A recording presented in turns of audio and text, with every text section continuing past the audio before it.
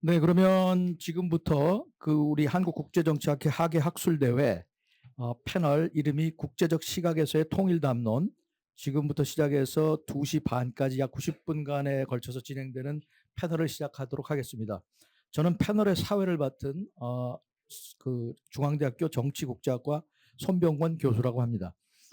먼저 오늘 발표하실 그 발표자 세 분하고 토론하실 토론자 세 분 선생님들을 간단하게 먼저 소개시켜 드리겠습니다.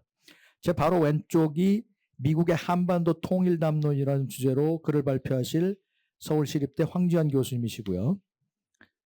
그리고 그 왼쪽이 그 이제 브로셔에는 현상 타파 국가의 현상 유지 담론이라고 나왔지만 글은 한반도 주변 국가들이 바라보는 통일 담론 이렇게 되어 있는 우리 같은 대학 서울시립대학교 문영일 교수님입니다. 네. 두 번째 발표하시고요. 세 번째 발표하실 분은 북한 대학원대학교에 소속되어 있고 오늘 발표하실 논문의 제목은 제3세계 국가들의 한반도 및 통일인식 요런 주제로 이제 발표해 주실 유영수 교수님이십니다. 제일 끝에 왼쪽 끝에 계시고요. 여러분도 보시기 오른쪽 끝. 오늘 세 분께서 이제 각각 이제 순서대로 제가 지금 황지환, 문용일, 유영수 세 분 교수님 소개시켜 드렸는데 요 순서대로 각각의 논문을 토론하실 분이 제일 오른쪽에 계시는 황지환 교수님 논문 토론하실 분이 성균관대학교 정치외교학과 차태석 교수님이십니다. 네. 그다음에 우리 문용일 교수님 논문을 토론하실 분은 여러분 보시기에 그 오른쪽에 계시는 명지대학교 정치외교학과 정성철 교수님이십니다. 그다음에 마지막에 유영수 교수님 논문을 토론해 주실 분은 제 오른쪽에 있는 우리 국립외교원 김동석 교수님이십니다. 네, 바쁘신데 이렇게 참가해 주셔서 고맙고 패널 오디언스로 와주신 몇 분 매우 감사를 드립니다. 그러면 시간이 많지 않은데 제가 이제 시간 설정을 일단 이렇게 했습니다. 90분이 돼서 많은 시간이 아니고요. 그래서 이제 선생님들 논문, 발표자 세 분 선생님들 논문은 다들 저 포함해서 읽었다고 생각을 하시고, 그래서 이제 읽었다는 전제 하에 토론자분들께서 각 선생님이 세 분이 절대로 15분을 넘지 않게 이렇게 발표를 해주시고, 토론자 세 분은 이제 10분씩 될 수 있으면 넘지 않게, 그리고 조금씩 넘게 되더라고요. 그리고 이제 마지막 한 15분 정도 남으면 그거보다 조금 못 남을 것 같은데 발표하신 세 분께서 간단하게 응답하시는 이런 순서대로 진행되도록 하겠습니다. 그래서 시간을 좀 엄수해 달라 하는 말씀을 이제 드리고 싶고요. 그래서 그러면 뭐 지체 없이 이제 15분씩 발표하는 발표를 듣도록 하겠습니다. 먼저 제 왼쪽에 계시는 황지환 교수님부터 발표하시겠습니다.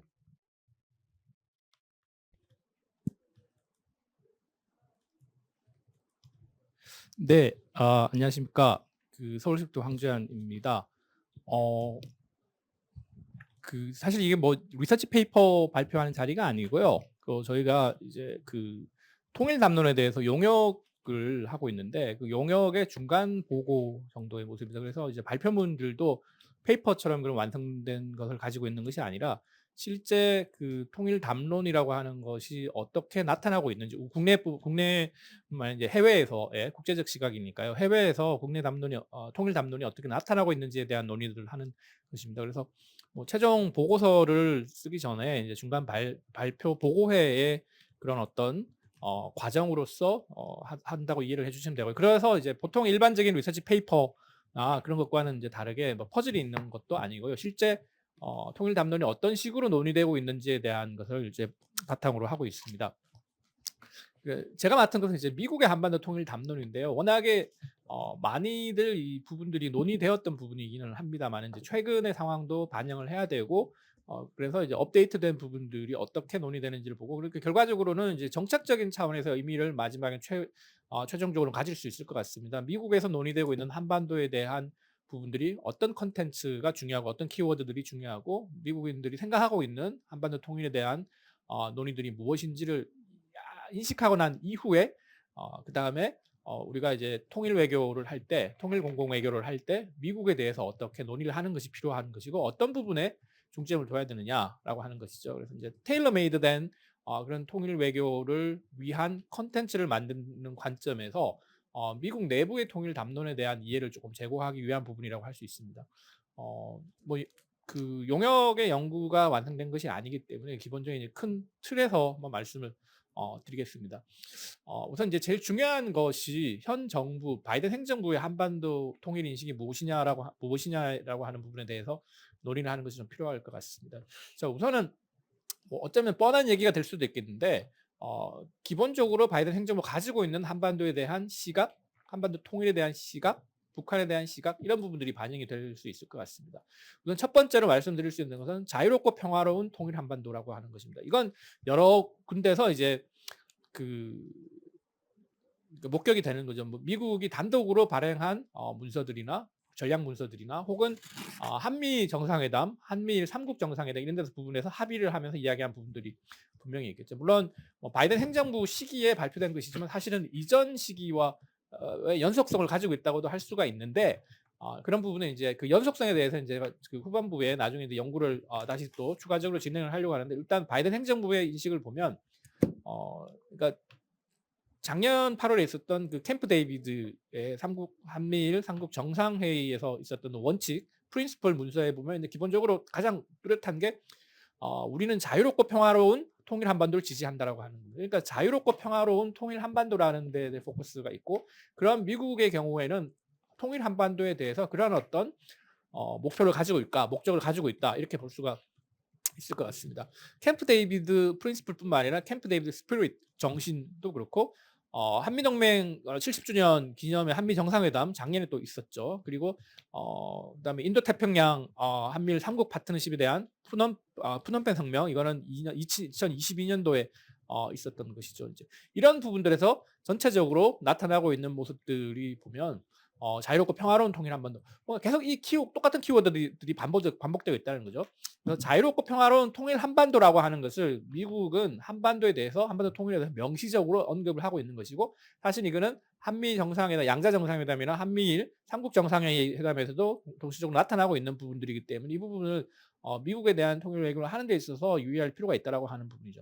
또 다른 측면에서 보면 힘에 의한 강압에 의한 그 어떠한 일방적 현상 변경 시도에도 강력히 반대한다. 뭐 이렇게 되어 있어요. 물론 이건 이제 대만 문제에 대한 이야기들을 하고 있고 또 다른 측면에서 보면 또 우크라이나 전쟁에 대한 것을 언급한 것입니다. 통일 한반도에 대해서 직접적으로 언급한 것은 아니지만 한반도의 경우에도 그러면 통일을 어떻게 할 것인가? 물론 통일 방안이라고 하는 것들이 있고 미국이 생각하는 한반도 통일 방안도 있을 것이고 명시적으로 이야기를 하지는 않지만 그렇지만 엔드 스테이트를 어떻게 설정하고 있느냐에 플러스 그리고 그 엔드 스테이트로 가기 위한 과정을 어떻게 할 것이냐는 힘에 의한 강압에 의한 것이 아니라는 평화적인 것을 이야기를 하는 거죠. 그래서 그런 의미에서 자유롭고 평화로운 통일 한반도의 엔드 스테이트에 대한 수단적인 과정적인 측면에서도 보면 강제적인 힘에 의한 방식이 아니다라고 하는 부분들을 이야기를 할 수 있습니다. 이런 부분들이 양자 정상회담, 삼국 정상회담 그리고 미국의 전략 문서에서도 이렇게 나타나고 있는 부분들이라고 이야기를 할 수가 있습니다. 두 번째 강조하고 있는 것은 이것도 뭐 우리가 상식적으로 생각할 수 있는 건데 민주주의와 인권 법치의 한반도를 논의를 하고 있다라고 하는 것입니다. 역시 그 캠프 데이비드의 삼국 정상회담의 그 스피릿이나 아니면 한미 정상회담의 공동 성명 작년의 경우에 그리고 캠프 데이비드 원칙 프린시플에서도 나타나고 있는 것입니다. 그러니까 민주주의를 많이 강조하고 있죠. 그 바이든 행정부가 특히 강조하고 있는 그 like-minded country와 같은 부분에서도 많이 드러나고 있는 부분인데 전략 문서에서 물론 한반도를 생각한 것은 아니지만 바이든 행정부가 이야기하는 대체적인 방향성을 봤을 때 이런 부분들이 한반도에서도 그대로 논의될 가능성이 많다라고 하는 것을 강조하는 것이 필요할 것이다라고 하는 거죠. 특히 안보 파트너십으로 한미동맹이 시작되었지만 이것이 점점 확대되어서 민주주의 원칙을 옹호하고 경제 협력을 강화하고 기술 발전을 주도하는 진정한 글로벌 동맹이라는 거죠. 그러니까 보통 한미 정상회담에서 요즘 나오는 용어들은 글로벌, 컴프레hensive 글로벌 그 파트너십 뭐 이런 이야기들을 많이 하고 있죠. 그런 그 동맹, 전략 동맹, 그다음에 글로벌 동맹 이야기들을 많이 하고 있는 이런 부분들에 대한 논의가 있죠. 그래서 민주주의, 인권, 법치, like-minded country에서 나오는 그런 부분들이 있는 것 같습니다. 그래서 동북아에서도 한반도에서도 민주주의와 인권 증진이라고 하는 것이 항상 동시에 나오고 있다고 볼 수 있습니다. 그다음에 이제 강조하는 것은 규칙 기반의 질서의 한반도. 이거는 이제 그 바이든 행정부가 과거에 물론 그 리버럴 인터내셔널 오더 LRO를 다시 이제 재건하고자 하는 모습이 있지만 사실 뭐 그것이 여의치 않고 논란이 논쟁이 많이 있지만 여하튼 강조하는 건 룰스 베이스드 인터내셔널 오더라고 하는 관점에서 그건 이제 한반도라고 하는 것이 현재도 대한민국도 마찬가지지만 통일의 한반도의 모습도 rules based international order 안에 포함되는 거죠. 예, 아까 뭐 like-minded country의 그 연장선상에서 또 연결될 수 있는 부분이라고 할 수가 있겠습니다. 이건 역시 캠프 데이비드의 원칙이라든가 아니면 한미 3자 공동성명 이라든가 한미 간의 공동성명 그리고 뭐 전략 문서에서는 rules based international order는 굉장히 자주 나오는 그런 용어들을 하겠죠. 그래서 국제법, 공동규범, 공동의 가치를 강조하여 그 규칙 기반의 국제 질서 하에 한반도를 상정하고 있다라고 이렇게 말씀을 드릴 수가 있겠습니다. 이 말은 미국이 생각하는 한반도 통일 한반도의 모습이 국제 질서에 어떻게 편입이 되어야 되느냐라고 하는 것을 인식을 하는 거라고 볼 수가 있습니다. 그다음에 한반도에 대해서 조금 더 스페시픽하게 이야기를 하는 건 이제 항상 얘기 나오는 부분이 비핵화죠. 비핵화는 통일하고는 직접적으로 연결되는 부분은 아니지만 통일된 한반도가 어떤 모습을 가져야 되느냐라고 하는 그 전제 조건으로서의 비핵화를 얘기를 하죠. 물론 이게 denuclearization of the Korean Peninsula 한반도의 비핵화를 보통은 국제회의에서는 언급을 하죠. 국제 그 협상이나 회의에서는 언급을 하고 하는데 이제 양자적인 차원이나 미국이 단독 얘기를 할 때는 denuclearization of North Korea 북한의 비핵화 언급을 많이 하거든요. 우리가 이제 인식하는 것은 북한의 비핵화인데 사실 한반도 비핵화와 북한의 비핵화는 내용이 차이가 있지만 여하튼 비핵화라고 하는 것이 중요한 부분을 가지고 있고 그런 모습들이 상당히 많이 언급이 되고 있다는 것이죠. 특히 가령 뭐 2022년도에 나왔던 바이든 행정부에서 나왔던 그 국방부의 National Defense Strategy 그 국방 국방 전략서도 그런 부분들에서 나오고 있고요. 그다음에 그 백악관에서 이제 의회 보고를 하는 National Security Strategy 국가안보 전략 보고서 이제 행정부마다 나오는 것이죠. 그리고 Indo-Pacific Strategy 인도 태평양 전략에서도 그런 부분이 나오고 있습니다. 그래서 비핵화라고 하는 것이 미국이 강조하고 있는 비확산의 관점에서 한반도의 비핵화라고 하는 것이 북한의 비핵화라고 하는 전제가 되고 그러면 그 우리가 논리적으로 생각할 수 있는 부분이 통일 한반도의 모습은 핵이 없는 한반도라고 하는 거죠. 이건 삼국 정상회담에서도 나타난 부분이 있고 특히 일본과 같은 경우 일본의 경우에는 지금 뭐 기시다 정부가 어떻게 될지 모르지만 기시다 정부는 특히 그 핵 없는 새 세계를 많이 강조를 하고 있죠. 뭐 본인이 뭐 히로시마 출신이기도 하고 그런 부분이 있지만 여하튼 미국이 역시 강조하는 것도 비확산과 그다음에 한반도에서는 비핵화를 논의를 하고 있다는 거죠. 북한 비핵화에 포커스가 있다라고 하는 것은 맞지만 그렇지만 비확산의 의무를 굉장히 강조하고 있고 핵 없는 한반도를 강조하고 있다는 거죠. 통일 한반도는 당연히 핵 없는 한반도의 모습이어야 된다는 거죠. 그다음에 뭐 경제적으로도 개방적이고 공정한 시장 경제의 한반도라는 거. 이건 아까 말씀드렸던 like-minded country의 관점에서도 논의를 할 수 있지만 경제적인 차원에서 그 글로벌 경제 차원에서 그리고 어떤 규칙 기반의 질서하고도 연결될 수 있는 부분이라고 볼 수 있습니다. 그것 역시 한미일 정상회담이나 캠프 데이비드나 아니면 한미 정상회담에서도 지속적으로 반복되고 있는 용어들이. 그러니까 그 바이든 행정부 하에서 한국과 관련된 논의를 했을 때 지속적으로 반복되고 있는 키워드들이 있단 말이죠. 그런 부분들에 관심을 가져야 되는 부분들이 있는 것 같습니다.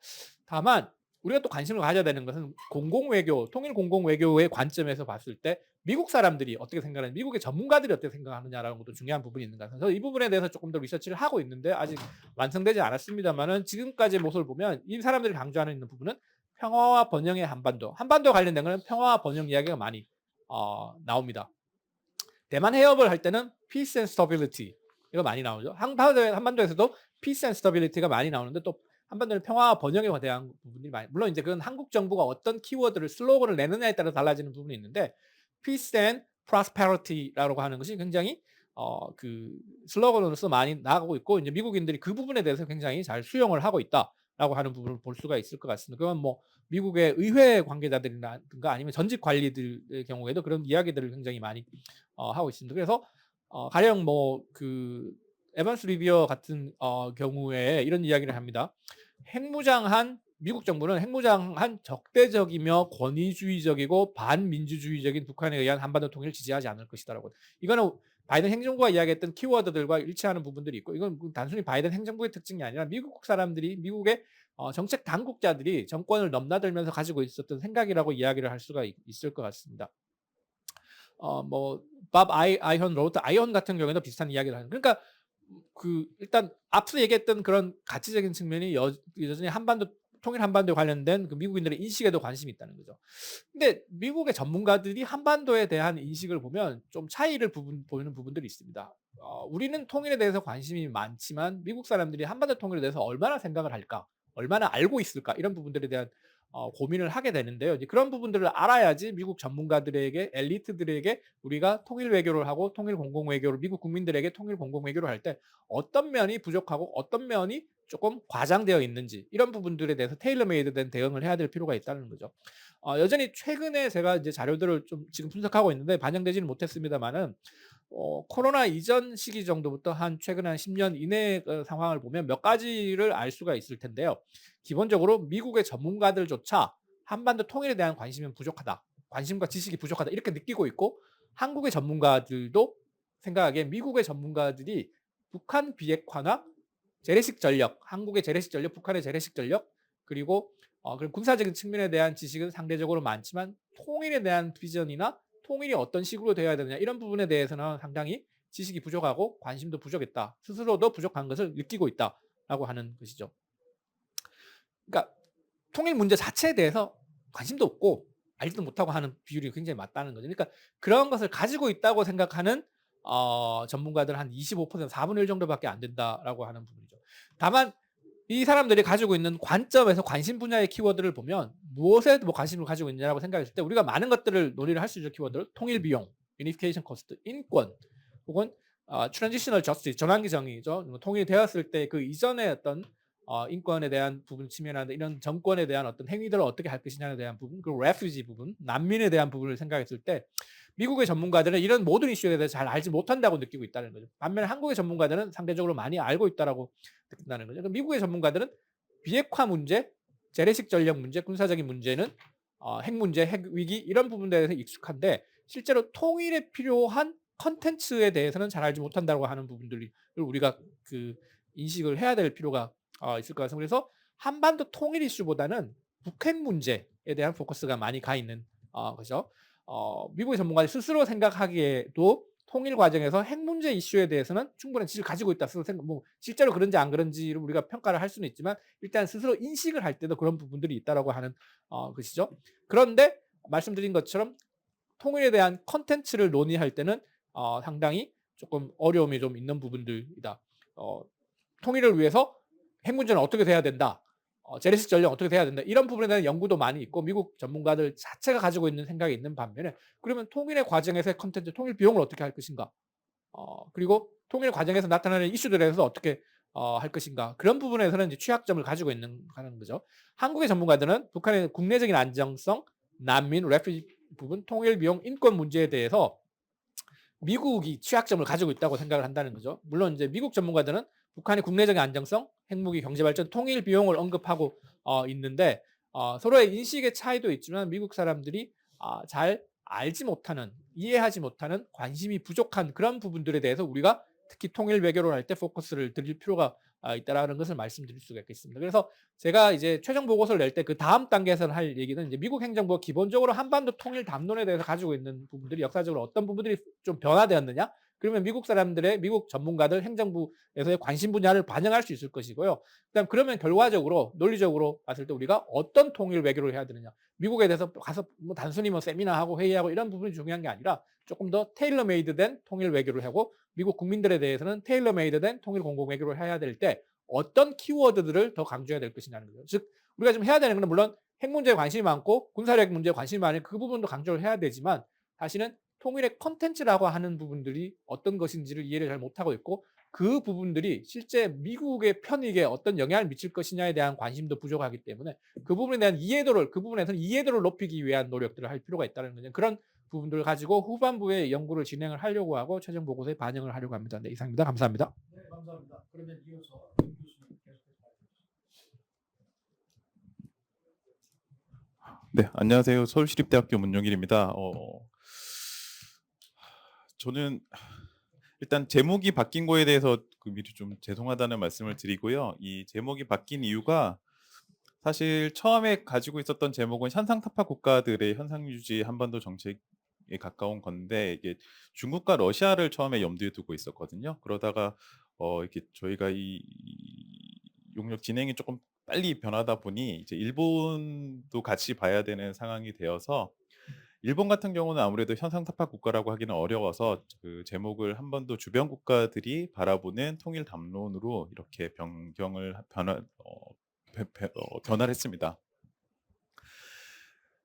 그 주변 핵심 국가들이라고 제가 얘기를 하고 있는데 이 중국, 러시아, 일본이 우리의 통일 담론을 어떻게 바라보는지에 대해서 우리가 이해를 하고 그리고 그들이 우리의 통일 담론에 대해서 가지는 정책적인 선호도 이해를 하면 아마도 우리가 통일을 혹은 통일 담론을 발전시키는 데 있어서 분명히 협력을 이끌어내야 되는 이 세 국가와의 조금 구체적인 협력 방안에 대해서 찾아볼 수 있지 않을까, 그리고 정책적 함의를 도출해내는 데 기여할 수 있지 않을까라는 측면에서 연구를 진행하게 되었고요. 그런데 문제는 이 우리의 통일 담론에 대해서 이들 국가들이 어떻게 생각하는지를 바라보고 싶은데 사실 이 세 국가가 우리 통일 담론 자체에 대해서 어떤 입장을 가지는지 혹은 어떠한 생각을 하고 있는지 그 직접적인 평가를 공표한 적은 사실 많지 않은 것 같아요. 그러면 도대체 어떻게 이걸 볼 수 있을까? 어떻게 분석할 수 있을까라고 하는 부분에 대해서 고민을 하면서 결국은 이 세 국가가 한국, 북한 그리고 그 세 국가와의 관계 변화, 그리고 북한 비핵화 협상, 그리고 우리의 대북 정책들에 대해서 이 세 국가가 가지는 접근이나 정책적인 선호를 보면 이게 조금 명확하게 나타나지 않을까라는 생각이 들어서 먼저 이 부분에 집중해서 그 연구를 분석을 진행하려고 하고 있고요. 그래서 특히 우리의 통일 담론 혹은 어 대북 정책이라고 하는 게 결국은 큰 틀에서는 이 봉쇄에 가까운 접근과 관여에 가까운 접근으로 이제 분류를 할 수 있을 것 같아서 이 두 가지의 접근에 대해서 이 중국과 러시아, 일본이 어떻게 바라보는지를 조금 살펴보려고 합니다. 특히 우리의 대북 정책이나 북핵 문제에 대해서 이 세 국가가 어떤 입장을 보였고 앞으로 어떻게 보일 것 같은지 이런 부분을 살펴보려고 하는데 문제는 이 세 국가의 입장에서는 우리의 통일 담론이라고 하는 것 혹은 한반도의 통일이라고 하는 것이 조금은 더 구조적인 그리고 거시적인 측면에서 바라볼 수밖에 없는 문제인 것 같고 따라서 이 최근에 계속해서 논의가 진행되고 있는 이 자유주의 국제 질서의 쇠퇴가 전망되는 이 현재 그 구조 속에서 그리고 미중 전략 경쟁이 계속해서 나아가고 있는 그 구조적 변수를 고려를 하면서 함께 살펴보려고 합니다. 그리고 이 어떻게 분석할 것인가라고 하는 문제와 관련해서 또 하나 그 좀 초점을 맞춰서 살펴보려고 하는 부분은 이 최근에 나왔던 이제 북한의 소위 탈민족 공동체적인 담론에 대해서 이 세 국가가 어떤 반응 혹은 어떤 접근을 보여주는지를 조금 살펴보려고 합니다. 특히 북한 같은 경우에는 이 최근에 뭐 2023년 12월에 뭐 노동당 중앙위원회 8기 9차 전원회의 확대회의에서도 뭐 얘기를 했고 이제는 헌법 같은 경우도 조금 변화가 있을 것 같은데 결국 명확한 것은 더 이상 남북 관계를 조금 민족 공동체라고 하는 것에 기반을 둔 특수한 관계라고 바라보기보다는 조금 그 민족 공동체에서 탈피하는 듯한 담론을 보여주고 있는 것 같아요. 어 그렇다면 이 우리의 통일 담론도 지금까지는 계속해서 민족 공동체 개념에 기반을 하고 있었기 때문에 여기에서 벗어난 북한의 담론에 대해서 중국과 러시아, 일본이 어떻게 바라보는지를 조금 살펴보면 어 우리 통일 담론에 대한 다른 국가들의 시각을 또 엿볼 수 있지 않을까라는 생각이 들어서 이 세 가지 부분에 초점을 맞추고 연구를 분석을 진행하려고 합니다. 그래서 아직까지는 분석이 계속해서 진행 중인 상황이고요. 그래서 뭐 너무 죄송한 말씀이고 이지만 제가 이 중국, 러시아, 일본 전문가가 아닌 상황에서 이 분석을 진행을 하고 있는 상황이기 때문에 어 열심히 공부를 하면서 정진하면서 분석을 하고 있지만 그럼에도 불구하고 이제 한계들이 있을 거기 때문에 이러한 한계에 대해서 그 코멘트를 혹은 조언을 해주시면 계속해서 받아들이고 열심히 더 발전시키겠습니다. 그래서 이 세 국가 각각의 국가를 조금 더 자세히 살펴보면 먼저 중국 같은 경우는 이 소위 국제 질서 혹은 글로벌 거버넌스 체제에서는 명확하게 현상 타파 국가라고 보여집니다. 어, 뭐 글로벌 사우스 국가들과의 연대를 통해서 지금 현재의 국제 질서를 바꾸려고 하는 모습도 보이고 있고, 그런데 문제는 중국 같은 경우에 이 글로벌 거버넌스에서는 지금 현재의 체제를 바꾸고 싶어 하지만 과연 이러한 중국의 현상타파적인 접근이 한반도 정책에서도 똑같으냐라고 했을 때 한반도에서는 이 중국은 현상 유지를 더 선호하는 게 아닌가라는 생각이 들어요. 특히 북한 체제가 붕괴되는 것을 아마도 지양할 거고, 그리고 나아가서는 한국에 의한 흡수 통일 같은 경우에는 더 경계를 할 확률이 높을 것 같고, 이러한 부분은 이 소위 북한 북핵 문제를 다루는 데 있어서 중국이 그동안 얘기해 왔던 여러 가지 내용들, 뭐 쌍계 병진이나 어 혹은 지금 이제 경제 제재를 통한 북한의 선 비핵화에 대해서는 부정적인 인식 같은 것들을 통해서 엿볼 수 있는 것 같습니다.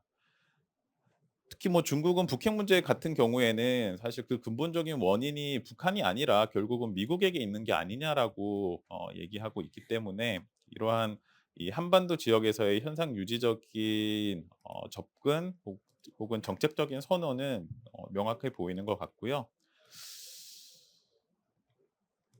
또 하나 고민해 봐야 되는 것은 이 미중 전략 경쟁이 심하라고 하는 부분, 그리고 아마도 인도 태평양 지역에서 결국은 이 대중 견제의 모습을 조금 더 명확하게 나타내기 시작을 하는, 혹은 그쪽으로 나갈 거라고 중국이 인식을 하는 이 지역 질서의 변화, 그리고 미국을 중심으로 하는 자유주의 국가들의 연계, 그리고 네트워크 강화라고 하는 것이 결국 중국에게는 이 자유주의 진영 대 비자유주의 진영이라고 하는 진영화의 심화로 느껴질 거고, 사실 중국은 이러한 그 진영화의 심화 혹은 고착화 같은 경우에는 상당히 경계를 할 수밖에 없는 상황인 것 같습니다. 그래서 지금도 계속해서 미국이 중국을 견제하거나 배타적으로 접근하려고 하는 것에 대해서 그러한 접근의 타당성과 정당성을 끊임없이 비판을 하고 있는 상황이고,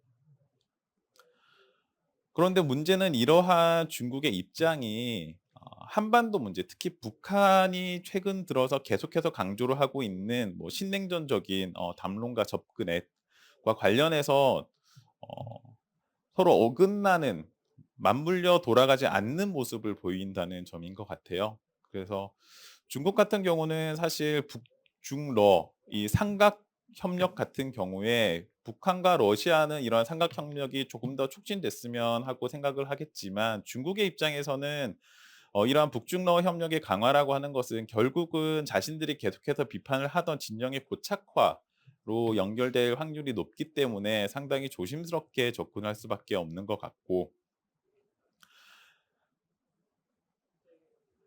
이러한 점들을 본다면 결국 중국 같은 경우에는 음 그 우리 통일 담론 혹은 대북 정책에 있어서 봉쇄적인 접근보다는 조금은 관여적인 접근을 더 선호하는 것이 아닌가라고 어 생각이 듭니다. 그렇지만 계속해서 이제 살펴보도록 하겠습니다. 그다음에 러시아 같은 경우는, 러시아도 이 글로벌 거버넌스의 측면에서 보자면 현상 타파 국가라고 볼 수 있을 것 같아요. 국제 질서의 변화를 추진하는. 어 그렇지만 이 동아시아 영내 질서 그리고 한반도 문제에 있어서는 러시아도 아마도 현상 유지에 대한 정책적인 선호가 조금 더 큰 것이 아닌가라는 생각이 듭니다. 특히 북한이 급변 사태 등으로 인해서 체제가 변화하는 것을 선호하지 않는 것으로 보이고, 그리고 제가 이 발표문을 쓰는 당시에는 아직 일어나지 않았던 일이었지만, 이 최근에 북러 정상 회담의 결과를 보면 러시아가 명확히 북한의 붕괴를 원하지 않는 그러한 모습을 확실하게 알 수 있을 것 같습니다. 물론 러시아가 한반도 정책에 있어서 항상 현상 유지 국가였다고 보기는 어려운 것 같아요. 특히 어 소위 남북러 이 삼각 그 시베리아 지역을 통해서 에너지 협력 같은 경우에 혹은 경제 협력에 대한 조금은 적극적인 정책적인 선호를 가지고 있었던 것은 명확해 보이지만 이러한 부분들이 결국 러시아 우크라이나 전쟁 이후에 나타나는 이 국제 질서의 구조적 변화 과정 속에서 사실 상당 부분 사라진 게 사실인 것 같고요. 오히려 역으로 이제 러시아 같은 경우에는 북중러 이 삼각 협력의 강화를 계속해서 지지를 하고 있는 것 같습니다. 추진을 하려고 하고 있고. 그렇기 때문에 북한이 얘기하는 신냉전 담론에 대해서도 상당 부분은 지지하지 않을까라는 생각이 들고, 그래서 이러한 러시아의 입장을 보자면 결국 러시아 같은 경우에도 우리 통일 담론에 있어서 아마도 봉쇄적 접근보다는 관여적인 접근을 조금은 더 선호하는 것이 아닌가라고 하는 생각을 해볼 수 있지 않을까, 그런 생각을 하고 있습니다. 그 마지막으로 일본 같은 경우는 글로벌 거버넌스 측면에서도 현상 유지 국가라고 할 수 있을 것 같고, 그리고 한반도 정책에 있어서도 아마도 현상 유지를 더 선호하지 않을까라는 생각을 하고 있습니다. 물론 선행 연구들을 보면 일본 같은 경우에는 한반도 정책이나 혹은 북한과의 관계에 있어서는 어 먼저 주도적으로 행동을 하지 않는 대신에 북한이 보이는 행동에 대해서 반응을 하는 소위 그 리액티브 접근에 기반을 해서 대북 정책을 추진해 왔다라고 얘기를 하고 있는데, 문제는 그 최근에 들어서면서 이 한미일 협력의 강화라고 하는 구도 속에서 어떻게 보면 북한이 얘기하는 식냉전 담론의 상당 부분은 공감을 하는 게 아닌가라는 생각도 들어요. 혹은 진영의 고착화라고 하는 부분에 대해서도 뭐 진영의 고착화를 적극적으로 이끌지는 않더라도 이걸 굳이 부정적으로 혹은 선제적으로 막아야 된다라는 인식은 없는 것이 아닌가라는 걱정이 있어서 그런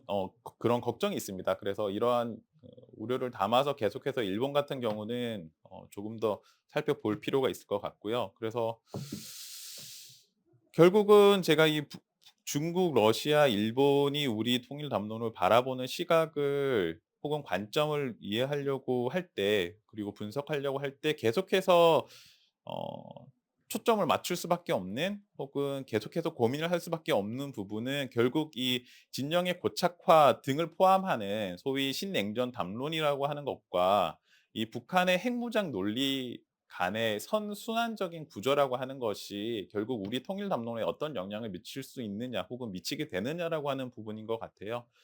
특히 우리 통일 담론에 있어서 북한 비핵화 문제는 뭐 불가분에 가까운 문제일 수밖에 없기 때문에 어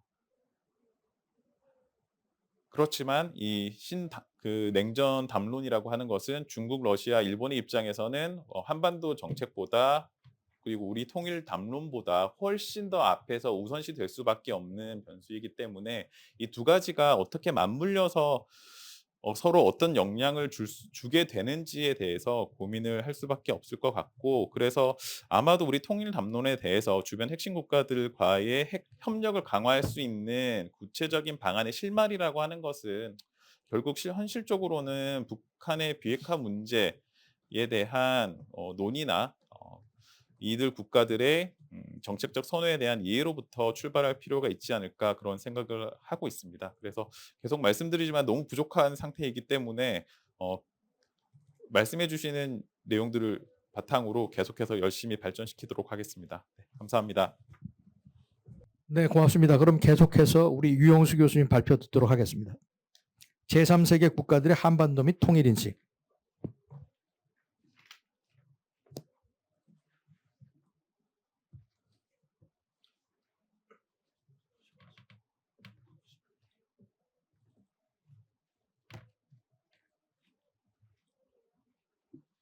안녕하십니까. 소개받은 북한대학원 대학교의 유영수입니다. 저는 이제 제3세계 국가들의 한반도 및 통일 인식이라는 제목으로 발표를 드리겠는데, 사실은 이제 제3세계 국가라는 게 굉장히 더 아까 황지환 교수님께서는 미국 한나라, 이제 문효 교수님께서는 일본, 중국, 러시아 이렇게 세 나라 하셨는데 저는 더 많은 국가를 이렇게 해야 되는데 일반화한다는 게 사실 좀 부족할 수밖에 없고 그렇지만 이제 문 교수님께서도 마찬가지로 이제 저희가 기초 연구는 이제까지의 어떤 문서로 남아 있는 것들 그리고 공식적인 발표들을 중심으로 이제 살펴보고 그 이후에 어떤 조금 정책에 관여했던 분들 이런 분들로부터 인터뷰를 좀 받고 그다음에 또 최근에 어떤 이 흐름 같은 경우에는 조금 또 언론이라든가 이런 데서 좀 인사이트를 얻어서 좀 정리하는 그런 식으로 하려고 합니다.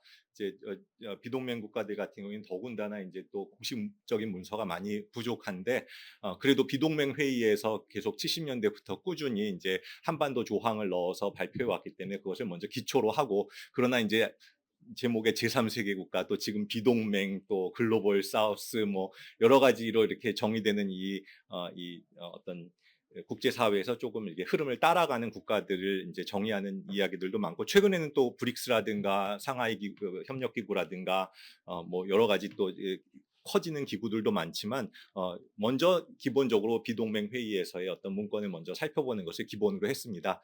그 이후에 또 이렇게 붙여 나가는 그런 과정을 가졌습니다. 그래서 아까 저기 첫 발표 때 황 교수님께서 잠깐 말씀을 해주셨지만 그래도 다시 한번 이 프로젝트의 성격에 대해서 말씀을 조금 잠깐만 드리겠습니다.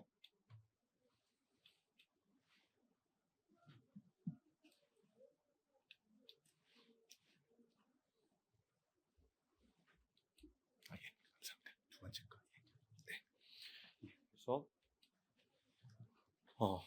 지금 이제 통일 외교 안보 환경의 변화를 한 세네 가지 정도로 보면 이제 국제 질서의 변화, 그다음에 동북아 국제 관계의 변화, 남북 관계의 변화, 그리고 국내 경제 사회 정치 경제 사회 변화 요것을 다 염두에 두고 우리가 이런 상황 속에서 우리가 새로운 통일 방안 혹은 담론이 필요하지 않느냐라는 것에 이제 인식이 조금 많이 확산돼 있는 것 같습니다. 그래서 정말로 이것을 재검토하고 해야 되는지 아니면은 조금 다시 한번 생각하는 정도여야 하는지 아니면 전혀 다른 것을 내놔야 되는지 그건 저희 아직까지 적극적인 어떤 그런 토의가 없었기 때문에 그렇지만 대체적으로 지금 현재보다는 조금 업데이트되는 것이 좋다라는 것이 가장 최소한이다라고 생각했을 적에 우리가 그럼 뭐가 검토되어야 되고 뭐 어떤 측면에서 업데이트되어야 하는가라는 측면에서 이런 점들을 조금 더 관심을 가져야겠다라는 부분이고요. 최근에 여러분들 잘 아시다시피 이제 북한의 이 민족이랑 통일을 부정하는 태도라는 것도 우리에게 영향을 미친다 혹은 그것과 상관없이 나가도 좋다라는 여러 가지 또 이제 논의가 동시에 진행되고 있다는 점도 참고해 주시면 좋겠습니다. 그래서 이제 그런 바탕 속에서 어떤 관점을 가지고 우리가 통일 방안 혹은 담론을 진행시켜야 되느냐 했더니 우리가 새로운 시대에 좀 맞아야 될 거고 그다음에 여태까지 이제 남북 교육 협력이 시작된 다음부터 우리가 조금 혼란스러웠던 거, 우리 안에서 혼란스러웠던 거, 물론 또 남북 관계에서의 어떤 문제점 이런 것들이 충분히 고려되어야 한다. 특별히 이제 지금 정부에서 강조하는 것은 우리가 어떤 목표라든가 이런 가치에 대해서 좀 소홀하게 생각하는 것은 아니었는가라는 것이 그런 어떤 고려 요인 중에 한 가지인 것 같습니다. 그러나 그것만을 포함하는 것은 아닌 것으로 생각하고요. 또 그다음에 우리의 전체적인 외교 안보 전략 중에 물론 이제 글로벌 중추국가라는 키워드 말고도 많지만 전체적인 통일 외교 안보 전략 중에서 또 우리가 통일 방안이라든가 담론을 좀 생각해 볼 수 있어야 된다는 게 중요한 것 같고요. 그다음에 최근에 이제 북한의 두 국가론 대응이라는 게 또 중요한 측면으로 들어왔고, 그다음에 이게 우리가 우리 안에서 통일 방안 담론을 갖고 있지만 국제사회에 적극적으로 통일 외교 또 통일 공공 외교를 할 수 있어야 한다는 황지연 교수님 말씀도 여기에 포함되는 것 같습니다. 그래서 국제사회의 동의와 지지가 우리가 꼭 필요한 거다라는 생각이 들고요. 그런데 이제 가장 기본적으로는 보편적인 가치와 원칙에 기반한다는 것이 가장 중요하지만 그 내용을 어떻게 담고 무엇을 강조할 것인가라는 것은 조금 이렇게 테일러 메이드 돼야 되겠다 그런 생각을 가지고 있습니다. 그래서 그런 부분을 또 유념해 두겠습니다. 그다음에 이제 남북 관계와 국제 관계 현실 인식에 바탕한 실현 전략이라는 건 사실은 어떤 전체적인 통일 방안 안에서 핵심 내용은 아닐 수 있습니다. 그렇지만 우리가 그것까지 염두에 두어야 조금 더 이 보편성과 어떤 특수한 그런 상황에 맞는 어떤 전체적인 그림도 또 그릴 수 있지 않나 싶어서 그런 현실, 국제 정치 현실, 남북 관계 현실도 조금 우리가 고려하면서 해야겠다라는 생각도 들었습니다. 그런데 그중에서 이제 나라를 이렇게 해서 좀 분류해서 봤습니다. 그래서 미국을 하나의 연구 주제로 삼고 중국, 일본, 러시아를 하나로 삼고 그다음에 이제 세 번째가 우리와 뜻을 같이 할 수 있는 이제 like-minded countries를 하나로 묶었습니다. 원래 일본을 그쪽으로 묶을까 하다가 동북아 이 주요 행위자이기 때문에 또 따로 하나 보는 거 좋겠다 싶어서 이제 중국, 일본, 러시아가 묶였고요. 그리고 like-minded country 그다음에 마지막으로 이제 어떻게 정의할지 모르지만 비동맹, 제3세계 뭐 이렇게 해서 좀 분류를 해봤습니다. 그래서 우리의 통일 방안, 통일 담론을 가지고 있을 때 어떻게 제3세계 국가를 먼저 이해할 것인가, 그 다음에 그들과 함께 이렇게 우리의 통일에 대해서 논의해 볼 수 있을까가 이 제 파트의 주요 연구입니다.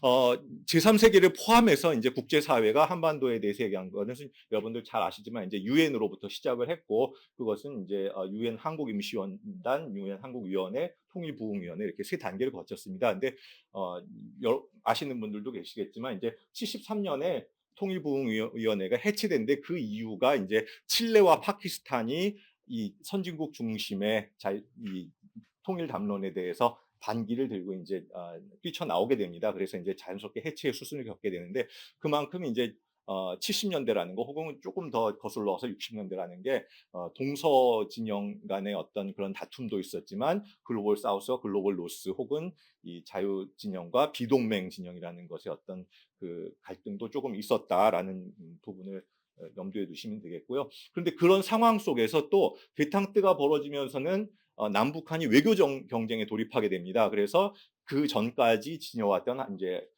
이른바 할슈타인 원칙을 포기하고 서로 이제 계속 이 수교국을 확대하고 그러는데 거기서 이제 또 우리가 이 상대방이 어떤 생각을 갖고 있느냐라는 것과 또 북한의 수교국이냐 혹은 우리가 어떤 전략적인 태도를 할 때 그 나라와 더 친밀해질 수 있냐 이런 여러 가지 고려들이 또 합쳐집니다. 그래서 한반도 통일 문제에 대한 어떤 유엔 이후의 흐름과 그리고 이 70년대 이후에 남과 북이 개별적으로 그 나라들과 수교를 맺고 또 친밀한 관계를 맺고자 우호 관계를 맺고자 노력을 하면서 또 생기는 두 나라 간의 어떤 이해관계라는 것도 또 충분히 고려가 되면 좋은데 이제 그 개별 국가는 여기서는 조금 논외로 하게 됩니다. 그렇지만 이렇게 지역별로 이렇게 묶어서 좀 살펴보려는 노력을 하겠습니다. 이후에는 이제 남북한 유엔에 동시 가입한다거나 아니면은 교류 협력을 확대할 때마다 이 유엔에서도 한반도에 관한 결의를 내세웠고요. 그리고 이 연구에서 가장 중요한 비동맹 회의에서도 항상 이 틀에 맞춰서 이제 이 한반도 조항에 관한 내용을 업데이트 해왔습니다. 그래서 애초에는 한반도 통일에 관한 지지, 그런데 그때 70년대에는 이 남한이 비동맹에 가입에 실패하게 되고 북한만이 유일한 회원국이었기 때문에 이제 약간 북한의 입장을 더 반영한 그런 한반도 통일에 대한 지지가 1970년대에 있었고요. 그리고 90년대 이후에 2000년대까지는 남북 평화 프로세스에 관한 지지가 이제 그 한반도 조항 안에 포함이 됩니다. 그리고 이 북한 핵 문제가 심각해지면서는 한반도의 어떤 안정을 가장 중시하는 그런 비동맹 회의의 한반도 조항이 되는데 그래서 결론 그쪽의 결론부터 먼저 말씀드리면 굉장히 부분적이긴 합니다만 어떤 우리의 남북 관계라는 것의 전체적인 모습을 따라간다. 비동맹 회의라는 것도 결국에는 이 그쪽의 어떤 특별한 입장이라든가 명확한 입장보다는 물론 이제 기본적으로 비동맹 국가들이 갖고 있는 어떤 이 정체성, 탈식민, 민족 해방으로부터 시작한 현재로는 이제 그게 미국 중심의 어떤 질서에 대한 반발이 되겠지만 그런 어떤 기본적인 입장을 깔고 있더라도 구체적인 한반도 조항의 내용은 우리의 남북 관계의 실제 모습과 같은 어떤 그 궤적을 그린다. 그래서 그런 부분이 우리가 조금 관심을 가져야 될 부분이다. 이렇게 말씀을 드리겠습니다. 그래서 여기는 이제 전체적으로 아까 그 얘기를 한 거를 조금 더 구체적으로 내어봤습니다. 그래서 이제 잘 아시다시피 제네바 회담에서 북한 미 공산진영이 최초로 명시적으로 어떤 이름을 붙인 건 아니지만 어떤 통일 한반도에 대한 어떤 아이디어를 처음으로 이제 제공을 하게 되는데 그 이후로 이제 북한은 80년에 고려연방제까지 나왔지만 남한은 명확한 그림은 제시하지 않았다. 그리고 탈냉전 이후에는 이제 중국, 러시아가 고려연방제에 대한 명시적 지지는 조금 하지 않는 상태이다라는 것이고요. 그다음에 이제 이 국제사회에 여러 비동맹 국가를 포함해서 국제사회에서 한반도 안정이라는 당면 목표가 좀 더 강조되고 있다. 북핵 문제와 함께 이제 요 6번, 7번은 최근에 이제 한미일의 변화 그리고 북러의 변화를 말씀드렸습니다. 자, 그 가운데 이제 제3세계에 관한 부분은 아까 말씀드렸듯이 통일부위원회가 73년에 해체된 것을 보면은 이제 제3세계 국가의 다른 의견이 존재함을 우리가 인지를 해야 된다. 그런데 그것을 역사적인 관점에서 살펴보면 아까 말씀드렸듯이 한반도의 어떤 변화라는 것을 그것이 충분히 반영하고 따라가고 있다. 거기서 우리가 조금 뭔가를 더 이야기하고 논의할 필요가 있다라는 부분이고요. 그다음에 이제 가장 이제 우리가 또 신경을 써야 되는 것이 아까 말씀드렸듯이 비동맹으로 우리가 접근할 거냐, 제3세계 글로벌 사우스로 접근할 것이냐, 정치적인 것, 경제적인 것, 또 이제 우리가 그 비동맹 혹은 제3세계와 교류하면서 항상 이 한국 모델이라는 것을 자랑스럽게 이제 이야기하고 그것을 통해서 어떤 협력의 고리를 찾으려고 하는데 그런 것들이 우리의 어떤 통일 담론에 들어갈 여지가 있느냐. 그다음에 어떤 국제관계의 현실이라든가 실리적인 어떤 이익의 문제에서 이것을 조금 더 펼쳐볼 수 있느냐. 그러니까 예를 들면 우리가 자유주의 시장 경제라는 것을 우리가 우리의 기본 모델로 한다고 했을 때 협력 모델에서 그런 것들이 나오게 되느냐. 이런 문제들이 살짝 우리가 조금 더 신경을 써야 되는 일은 아닌가 싶습니다. 물론 통일방안과는 직접적인 상관관계는 없습니다만도 그런 이제 제3세계와의 관계를 맺을 때 우리가 항상 한국 모델이라는 것, 자유시장 경제라는 것을 염두에 두고 있는데 그런 것은 어떤 역할을 할지도 조금 더 살펴봐야 할 문제인 것 같습니다. 자, 비동맹에는 아까 말씀드렸듯이 70년대 남한과 북한이 전부 가입을 신청했지만 북한이 먼저 되었고 북한만 가입하려는 상황에서 비동맹은 한반도 통일에 지지하는 입장이지만 약간 북한의 어떤 입장이 조금 들어갔다. 왜냐하면 회원국이기 때문에 남한은 한반도 논의 자체를 저지하려고 굉장히 애써왔습니다. 그래서 비동맹회에서 아예 한반도 얘기는 안 했으면 좋겠다. 북한의 입장이 조금이라도 더 반영된 것보다는 안 됐으면 좋겠다. 이렇게 노력을 했고 한반도 조항은 북한의 입장이 조금 더 반영된 그런 통일에 대한 지지, 교류협력, 평화 프로세스에 대한 지지, 그다음에 육자회담 지지 등 우리의 그런 한반도의 현실과 같이 가고 있다.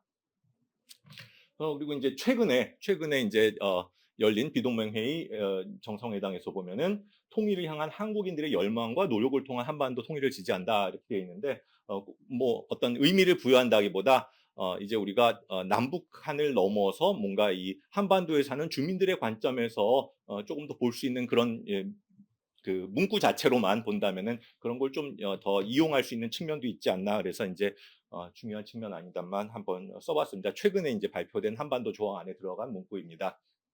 그리고 북한은 그 최근에 열린 비동맹회의에서 국방력 강화가 주권 행사이다. 그다음에 인권 문제가 제기하다는 건 부당하다라고 주장하고 있어서 그런 점들이 이제 북한이 어떤 자신의 의견을 제시하는 그런 어떤 통로도 되고 있다. 그런 것도 가져볼 수 있습니다.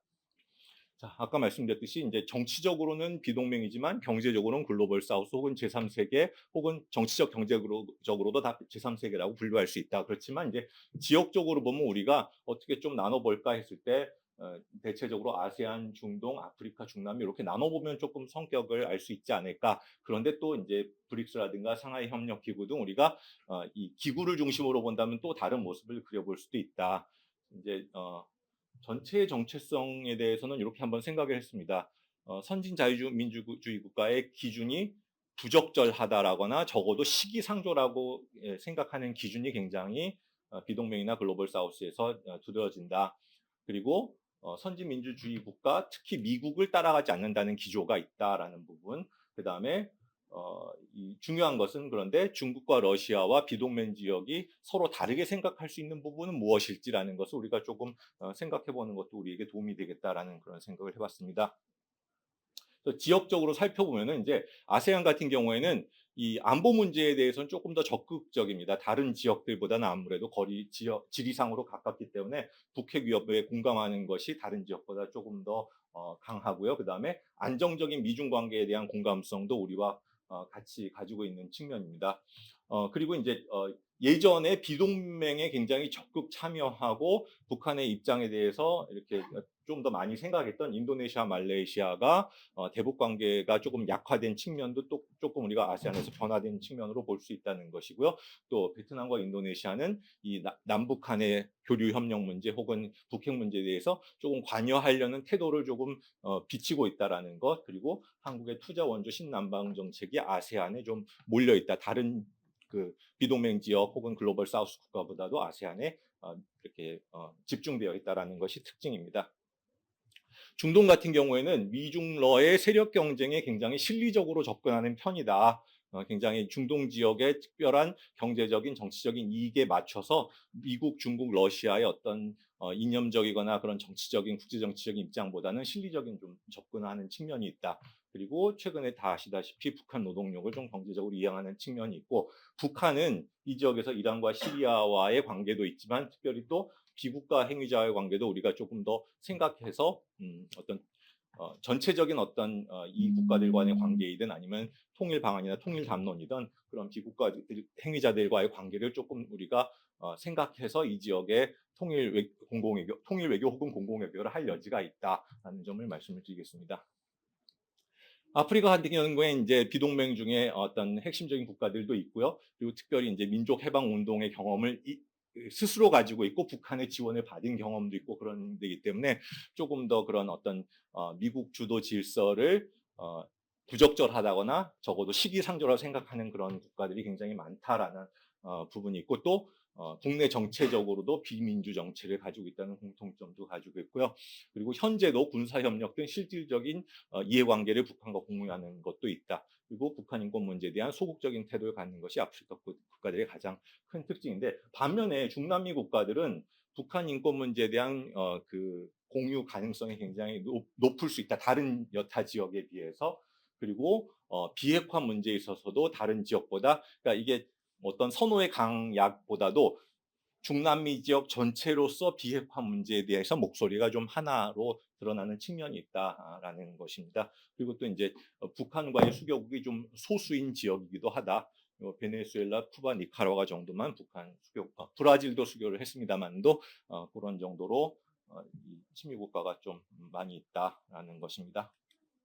자, 그래서 그런 전체적인 어떤 비동맹 전체적인 정체성과 그리고 지역별 그런 정체성이라는 것을 고려했을 적에 우리가 무엇을 더 이렇게 좀 생각해 봐야 되느냐. 그러니까 다시 좀 반복되지만 이 보편적 가치 원칙에 기반하지만 또 특별하게 이렇게 좀 더 강조할 수 있는 부분은 뭐가 있을 것이냐. 탈시민 자주 민족 해방이라는 측면에서 이제 한반도가 통일됐을 때 통일 한반도가 그리는 모습이 그런 가치에 어떤 대답을 줄 수 있느냐. 그러니까 이제 그게 꼭 뭐 어떤 반미 혹은 미국에 대한 어떤 주도하는 질서에 대한 반대 이런 거라기보다는 우리가 결국 이 20세기의 민족국가 건설이라는 그런 측면에서 그것을 완성한 근대화의 완성 모델이라는 것이 이들에게 이 세 가지 관점에서는 어떤 측면으로서 긍정적으로 비춰질 수 있는지에 대해서 또 좀 고민할 볼 필요가 있다. 그런 말씀입니다. 그 다음에 우리가 비핵화 문제에 대한 공감대, 평화에 대한 공감대를 어떻게 더 발전시켜 볼 수 있을 것인가. 그 다음에 민족 문제 같은 경우에는 아프리카라든가 중남미 국가들 같은 경우에도 굉장히 이 민족 문제 때문에 홍역을 겪은 경험들이 있는데 이런 국가들 앞에다가는 어떤 논리를 가지고 있을 수 있는가, 그런 것이 있습니다. 그리고 지역별로는 이제 미중 관계 안정, 한반도의 안정이 중요한 아세안 국가들에게 호소하는 통일 담론, 그 다음에 미중 세력 경쟁에 실질적으로 접근하면 인권 문제 제기가 쉽지 않은 중동 지역의 적절한 통일 방안, 그 다음에 아프리카 저발전 탈식민 국가에 맞는 어떤 그런 키워드, 그리고 중남미의 인권 비핵화에 맞는 키워드, 이런 것들이 조금 더 이 지역별로 이렇게 강조해 볼 수 있는 키워드이다, 이렇게 말씀을 드리겠습니다. 그래서 결론은 뭐 또 말씀 안 드려도 되겠지만 이런 것들을 다 고려한 일반적인 통일 담론과 그것을 적용할 수 있는 어떤 이 통일 외교, 통일 공공 외교 전략은 무엇일지 이렇게 조금 전체적으로 생각을 해보고, 너무 많은 국가들이기 때문에 이것을 하나로 일반화할 수 없지만 그래도 대체적으로 비동맹이라는 것의 정치적인 정체성과 글로벌 사우스라는 것의 경제적인 정체성, 그 다음에 제가 임의로 네 지역으로 나눴지만 그런 지역별 정체성을 한꺼번에 아우를 수 있는 어떤 고려 사항들이 좀 고려되었으면 좋겠다. 그래서 여태까지는 이제 비동맹 회의의 문건을 중심으로만 살펴봤지만 이후로는 조금 더 인터뷰라든가 이런 걸 통해서 그런 정체성들에 맞는 어떤 그런 이 고려 사항들을 조금 더 깊이 연구하겠다고 말씀을 드립니다. 예, 감사합니다. 네, 감사합니다. 그 세 분 지금 그 용역 과제를 가지고 그 초점도 약간씩 다르고 뭐 다룬 대상 국가도 다르고 지역도 다르고 그다음에 그 연구가 진도 나간 상황도 다르지만 전체적으로 볼 때 우리나라의 통일 정책, 통일 담론 이런 것에 대한 어떤 그 지역별 그 어떤 인지 분석, 인식 분석을 한 다음에 그 아까 테일러 메이드라는 표현을 쓰셨는데 맞춤형 어떤 설득 논리를 개발하는 그런 작업들을 진행하시는 걸로 이해를 할 수가 있을 것 같습니다. 그러면 세 분 차태서, 정성철, 김동석 세 분 교수님께서 이제 토론을 하실 텐데 죄송하오나 10분을 절대 넘지 않게 부탁드리겠습니다. 네. 예, 저는 성균관대 차태서라고 합니다. 저는 이제 황재환 교수님 글에 토론을 맡았는데요. 근데 이제 아까 전체적으로 이 용역 프로젝트의 취지를 들었기 때문에 그 취지 부분부터 뭐 몇 가지 이렇게 질문도 드리고 코멘트도 하는 식으로 진행을 하도록 하겠습니다. 그래서 사실은 이제 용역 프로젝트라는 게 이미 이제 주어진 문제가 있고 그것을 풀어나가는 답에 대한 답도 좀 있고 뭐 그런 형식이긴 한데 그럼에도 불구하고 제가 좀 던지고 싶은 질문은 그러니까 우리가 지금 해야 되는 외교가 통일 외교인가 아니면 평화 공존 외교인가 뭐 이런 질문도 던져볼 수 있을 것 같고요. 또 비슷한 맥락에서 우리가 지금 해야 되는 외교가 비핵화 외교인가 아니면 군비 통제 외교인가 뭐 이런 질문도 던져볼 수 있을 것 같습니다. 그러니까 지금 우리가 이 남북 문제 또는 대북 문제를 어프로치함에 있어서 지금 우리에게 주어져 있는 한계 지점이 어디이고 그럼 그 한계 지점 내에서 우리가 추구할 수 있는 최대치가 무엇인가 이런 질문을 던질 때가 된 것 같거든요. 아까 그 유영수 교수님이 맨 처음 부분에서 그 변화하고 있는 상황, 국제 정세에 대한 상황, 남북 관계에 대한 상황을 좀 간략하게 소개를 해주셨는데 저는 아마 그 부분에 대한 깊은 고민이 이제 시작되는 시점에 우리가 와 있지 않은가 생각을 하고 있습니다. 그러니까 무슨 말씀이냐면 다시 정리하자면 지난 탈냉전 30년 그게 지금 우리가 살아왔던 시공간이죠. 탈냉전 30년 동안 우리의 대북 정책의 최대 목표 지점은 두 가지였습니다. 하나는 뭐 비핵화. 북한이 이제 탈냉전 시기에 핵을 개발했으니까요. 그래서 그걸 비핵화해야 한다. 그다음에 두 번째 목표는 통일이었던 것 같습니다. 그래서 비핵화 이후에 남북 통일을 이루는 과정으로서 탈냉전 30년의 대북 외교가 진행되었고 그거는 이제 단극 체제 또는 자유세계 질서라고 하는 구조 내에서 우리가 추구했던 일종의 자유주의 정치 프로젝트였던 것이죠. 근데 그 결과 지금 30년이 흘렀고 근데 우리가 이 살아왔던 시공간은 변화하고 있습니다. 그러니까 더 이상 뭐 탈냉전기의 종언이라는 건 이제 미국 스스로 선언한 바고 그 밑바탕에 있는 것은 더 이상 유니폴러 모멘트가 아니다. 그리고 그 유니폴러 모멘트에 기반하고 있던 자유세계 질서도 지금 우리가 살고 있는 시대가 아니다. 그래서 이제 다가오는 세계는 탈단극이고 뭐 소위 얘기하는 신냉전 또는 강대국 간의 전략 경쟁이 지배하는 시대가 오고 있는데 여기서 이제 우리가 갖게 되는 질문은 탈냉전 30년이라고 하는 기간은 우리에게 가장 호의적인 국제 조건이었습니다. 미국이라고 하는 강력한 패권 국가가 존재하고 그 패권 국가는 우리 뒤에 있고 그 패권 국가가 수행하는 자유국제주의 프로젝트가 우리의 대북 정책과도 일치하는 그렇죠? 비핵화와 통일이라고 하는 목표에서 일치하는 지점이 있었는데 만약 그런 전제와 가정들이 깨져나가는 시대가 우리가 앞으로 살아가는 시대라고 한다면 앞서 드렸던 근본적인 질문 우리가 계속 통일 외교를 할 수 있느냐 우리가 계속 비핵화라는 목표를 가진 외교를 수행할 수 있는가라는 그 질문을 던지게 됩니다. 그러니까 우리가 원했던 최대치가 탈냉전 30년 동안에도 달성되지 않았는데 지금과 같은 비우호적 조건에서 과연 그런 최대치를 계속 추구할 수 있는가 아니면 오히려 이제 현실주의적으로 바텀 라인을 치고 이것만큼은 우리가 꼭 지켜야겠다. 예를 들면 남북 간의 평화 공존은 유지되어야겠다. 그다음에 비핵화는 아니지만 마구잡이로 핵이 계속 개발되는 상황을 통제하는 암스 컨트롤은 해야겠다. 뭐 이런 식으로 이제 대폭 하향시키는 거죠. 그 외교의 목표를. 그러니까 그런 식의 뭐 슬픈 얘기지만 그리고 굉장히 불만족스러운 얘기지만 그런 식의 사고 전환이 필요한 게 아닌가라는 생각을 하고 있고요. 그래서 가령 이제 김정은이 최근에 와서 하는 얘기가 다 그런 얘기지 않습니까? 이제 우리는 두 국가로 간다. 더 이상 뭐 통일이나 뭐 남북 화해, 민족 이런 거 생각하지 않고 적대적인 두 국가 관계 또는 교전 관계의 두 국가 관계로 탈냉전 이 신냉전 시대 또는 다흑화 시대의 남북 관계를 규정하겠다. 그리고 뭐 김여정과 김정은이 반복적으로 얘기하는 거지만 핵은 우리의 국채다. 비핵화라는 것은 뭐 전혀 뭐 우리한테 무슨 인센티브를 주든 그런 것과 무관하게 협상 불가능한 의제다라고 반복적으로 얘기를 하고 있거든요. 물론 우리가 북한의 어젠다 세팅을 그대로 따라갈 이유는 없지만 우리가 지난주에 이 푸틴과 김정은의 회담에서 봤던 것처럼 이미 그런 구조적 조건 하에서 북한은 자신의 대전략 방향을 완전히 틀었고 그러니까 뭐 통일이나 비핵화 이런 어젠다는 우리는 모르는 일이다라는 쪽으로 완전히 틀어버렸고 그걸 뒷받침할 만한 탈단극 또는 다극화의 구조적 조건까지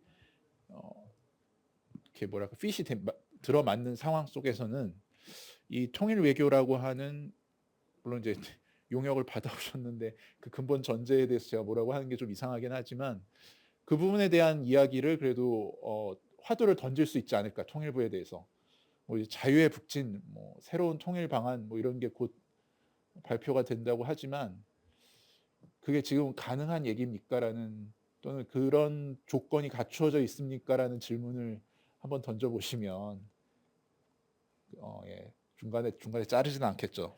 용역을. 네, 하여튼 저는 이제 그런 식의 근본적인 질문을 던져보고 고민할 때가 되었다고 생각합니다. 이상입니다. 네, 고맙습니다. 그러면 계속해서 우리 정성철 박사님, 문 교수님과 토론해 주시죠. 예, 안녕하십니까. 명지대학교 정성철입니다. 그 어려운 용역 과제 중이어서 어떻게 말씀을 드리면 도움이 될까 뭐 그런 생각을 이렇게 저렇게 해봤는데 뭐 딱히 어, 솔루션은 없는 것 같은데요. 우선은 처음으로 드리고 싶은 말씀은 우리의 통일론이 뭔가 그거에 대한 정리가 우선 있어야 되지 않을까라고 생각이 듭니다. 그러니까 아까 뭐 황재한 교수님 말씀해 주신 거는 미국이 원하는 한반도, 뭐 자유롭고 평화로운 한반도, 민주주의와 법치의 한반도. 그러니까 미국은 그러한 뭐 기대나 아니면 계획이 있을 수 있지만 사실 다른 나라의 경우에 뭐 한반도의 통일, 좀 넓게 말하면 한반도의 미래와 관련해서 얼만큼 구체적인 정리가 있을지. 근데 만약에 이제 그것이 없다면 아니면 그것을 발견하는 게 힘들다면 우선은 우리가 이야기하고 있는 통일 계획이나 통일론에 대한 그네들의 반응 이런 식으로 좀 작성을 해야 되지 않을까라고 생각이 듭니다. 근데 사실 지금 정부에서 대북 정책은 있으나 통일 정책은 있는가? 뭐 이런 질문을 저는 던질 수 있다고 생각이 드는데요.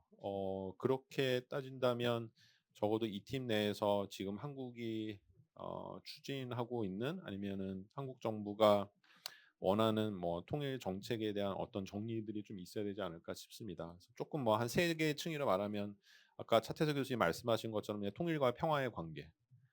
뭐 이전 정부에서 이제 선평화, 뭐 후통일 뭐 이런 식이었다면 사실 지금 정부도 보면 저는 그 기조에 있어서는 되게 유사하다고 생각이 들거든요. 그리고 두 번째로는 우리가 남북이 서로 어떻게 인식하고 규정하고 있는가. 북한은 이걸 되게 명확하게 이해하고 우리는 적대적이고 이제 국제관계다라고 이야기를 하고 있는데 세 번째로는 남북한이 한반도와 아니면 뭐 대외 전략에 대한 부분들. 그러니까 사실 이거는 뭐 우리의 그 통일에 대한 거기 때문에 한국만 포함하는 거지만 사실 이제 북한의 모습에 대한 한국의 반응도 있기 때문에 이런 부분들의 정리가 우선은 있고 여기에 대해서 뭐 중국과 러시아와 일본이 어떻게 반응하고 생각하는지에 대해서 그다음에 정리하고 그다음에 그러면 중국과 러시아, 일본을 우리가 어떻게 설득하고 우리와 함께 보조를 맞추도록 이야기해 나갈 것인가 이렇게 정리가 돼야 되지 않을까 생각이 듭니다. 근데 이러한 우리의 통일론이나 뭐 정부 수준의 아니면 사회 수준의 통일론에 대한 정리가 없이 그냥 나가면 이거는 상당히 어려워진다라고 생각이 들어서 우선 그 이야기를 드리고 싶고요. 이제 중국의 경우에는 그러니까 만약에 지금의 한반도의 모습이 우선은 약간 통일을 뒤로 미루고 우선은 한반도 남북 관계의 경쟁 중심으로 간다라고 하면 저는 그렇게 가고 있다고 생각이 드는데요. 뭐 북한은 뭐 신냉전을 어떻게 보면 가장 반기는 모습을 보이고 있고 반통일을 이야기하고 있는데 한국은 그것보다 수준은 낮지만 기본적으로 그 미국이 그리는 민주주의 대 권위주의 구도의 기초에서 내 대외 전략을 펼치고 있고 그게 뭐 정부 수준에서만 그러는 것이 아니라 뭐 정치권에서 대중에서 핵무장론을 이야기하고 있고 언론과 대중 사이에서는 신냉전론이 아주 널리 알려져 있고 그다음에 유럽에서 전쟁이 나니까 유럽과 아시아가 연계되어 있다는 뭐 연결된 위기론도 나오고 있는 상황에서 어떻게 보면은 남북한 모두 통일을 꺼내기보다는 지금은 뭐 경쟁과 그다음에 뭐 평화에 대한 초점을 맞추고 있다 생각이 들기 때문에 여기에 대해서 이제 중국과 러시아가 일본이 어떻게 대응하는지 이렇게 정리를 해볼 수 있다라고 봅니다. 근데 어 뭐 저 개인적으로 생각할 때는 중국과 러시아가 좀 다르다고 생각이 드는데요. 러시아 같은 경우에는 이 한반도의 신냉전의 도래가 어떻게 보면 러시아 입장에서는 북한을 자기 쪽으로 끌어당길 수 있는 그러니까 북한의 전략적 가치가 얼마나 되느냐 이전에는 별로 안 됐다라면 지금은 러시아 입장에서는 전쟁 중이기 때문에 북한이 제공할 수 있는 그런 무기들 때문이라도 이제 북한하고 가까워지려고 하고 있고 그런 차원에서는 지금 변화하는 한반도 내의 뭐 통일론이나 한반도론에 대해서 러시아는 긍정적으로 바라본다면 이제 중국의 경우에는 이러한 한반도의 남북한이 서로를 이제 적대적으로 보고 국제 관계로 적용하는 게 대만과의 통일을 이야기하는 중국 입장에서는 다소 부정적일 수 있는. 그러니까 뭐 이것이 냉전이 시작되면서 그 결국에는 두 개의 통일을 원하는 이 한반도와 양안 관계가 있다면 만약에 남북 관계가 정말 이런 국제 관계로 규정이 돼 버린다면 그건 중국 입장에서 어떤 보면 대만과의 통일 명분에 있어서 좀 불리할 수 있기 때문에 중국과 러시아가 이 부분에 있어서는 좀 차이를 보일 수 있지 않을까라고 생각을 합니다. 예. 그리고 일본 같은 경우는 기본적으로 한국이 인태 전략을 수립하고 미국과 일본과 호주와 인도가 그렸던 그림 속에 들어온 거는 반기지만 만약에 한국이 이제 들어왔을 때의 민주주의 진영 내에서 특히 한일 간의 뭐 위계와 역할에 대한 부분에 대한 우려는 분명히 있다고 생각이 들기 때문에 특별히 냉전 초기의 한미일 구도를 생각해 본다면 일본은 좀 복잡한 생각을 가지고 있을 거다. 그리고 더불어서 뭐 일본은 뭐 항상 그렇지만 한국의 그 정권 교체로 인해서 그네들이 볼 때는 이 한국의 변덕에 대한 우려가 있기 때문에 지금 한국 정부가 이야기하는 부분들에 대한 일정한 의심 이제 이런 부분들을 분명히 갖고 있다라는 것을 우리가 한번 생각해 볼 수 있고 그런 부분들을 정리할 수 있지 않을까 하는 생각이 듭니다. 근데 이런 것 정리하고 나중에는 결국에는 통일 외교하고 연결을 시켜야 된다라고 생각이 드는데요. 근데 통일 외교 측면에 있어서는 어떤 이야기를 할 수 있을까라고 생각이 들면 한반도의 이런 신냉전의 어 구도가 자리를 잡는 게 결국에는 좋지 않다라는 것을 우리가 주변국한테 설득을 해서 이 한반도가 미중 경쟁의 최전선이 되는 게 아니라 전장이 아니라 뭐 시장과 광장으로서의 한반도를 만들기 위한 노력을 우리가 기울여야 되고 동남아하고 동북아가 서로 연결돼 있어서 이 신냉전의 가장 최전선이라는 그거를 깨야 된다고 저는 생각을 하는 사람인데 이 중국한테는 결국에는 남북 간의 신냉전이라는 게 중국 본토와 대만과의 통일에 있어서 오히려 장애가 될 수 있다라는 것을 설득할 필요가 있다고 보고 러시아 같은 경우에는 지금 러시아가 북한과 가까워지면서 가장 우려하는 게 한국이 뭐 우크라이나나 이제 동료 국가에 이제 무기를 지원하는 부분들인데 결국에는 그런 부분들에 대한 것을 러시아한테 어필할 수 있는 거 결국에는 한국을 멀리 했었을 때 러시아가 치를 비용에 대해서 그러니까 결국에는 남북 관계가 좋은 게 러시아한테 유리하다는 것을 우리가 강조할 수 있다고 생각이 들고 마지막으로 일본에게 있어서는 결국에는 북한 위협을 줄이기 위해서는 한반도가 안정화되는 거 남북 관계가 악화일로로 가고 한반도가 신냉전이 되는 한 일본이 느끼는 북한 위협이라는 거는 줄어들기는커녕 계속해서 커질 수밖에 없다라는 걸 생각을 하면서 결국에 우리 주변에 있는 중러 일에게 남북 화해와 한반도의 안정이 줄 수 있는, 그러니까 통일까지는 아니더라도 그것이 줄 수 있는 그 이익들에 대해서 우리가 다시 한번 지금의 상황에서 정리할 필요가 있겠다라고 생각이 듭니다. 예, 이상입니다. 네, 고맙습니다. 마지막으로 우리 국립외교관 김동석 교수님 코멘트 듣도록 하겠습니다. 예, 유영수 교수님 발표 잘 들었고요. 이게 제3세계가 사실 굉장히 많은 국가와 여러 지역을 포함하고 거기에서 이제 서로 모두 다릅니다. 이게 아까도 말씀하셨지만 아프리카와 중동과 중남미와 뭐 동남아시아, 뭐 역사적인 뭐 공통점 이런 건 또 있겠지만 또 다른 게 너무 다른 점도 많고 그래가지고 이거를 이제 하나의 좀 이렇게 지역별로 좀 나눠 가지고 이렇게 좀 이 지역에서 어필할 수 있는 그런 어떤 메시지가 무엇인가 이런 거를 이렇게 던져주는 게 중요할 것 같고요. 저는 이제 아프리카 전문가다 보니까 이제 좀 아프리카 위주로 하면서 이제 뭐 좀 이제 글로벌 사우스도 이제 결국엔 들어가고 하여튼 조금 이렇게 두서없이 코멘트를 좀 드리겠습니다. 이제 아프리카 같은 경우에 뭐 제3세계 다 마찬가지지만 그러니까 남북한 동시 수교국입니다. 대부분이. 그러니까 무슨 얘기냐면은 그러니까 우리나라와 북한 두 개 국가를 인정하고 있다는 얘기고 이제 아프리카 같은 경우에 이제 냉전 시대 우리나라 외교전이 치열하게 전개됐었고 탈냉전 들어서는 이제 우리가 이제 한국이 좀 외교전에서 좀 유리하게 좀 가고 있습니다. 예. 우리나라는 지금 적극적으로 좀 이제 대아프리카 관계 강화에 나서고 있고 반면에 북한은 얼마 전에 이제 우간다나 앙골라나 이런 데 대사관도 없앴고 그다음에 이제 대북 제재 때문에 이제 과거에 막 그런 대통령궁 지어주고 큰 동상 지어주고 막 군사훈련 막 했고 이런 것들이 이제 좀 줄었습니다. 물론 이제 제재를 위반하면서 이렇게 하는 국가들도 있지만 전반적으로 좀 줄어들었고 그래서 이제 한국이 이제 좀 더 유리한 입장이지만 이 아프리카 국가들이 기본적으로 이제 비동맹 성향을 지니고 있습니다. 전통적으로.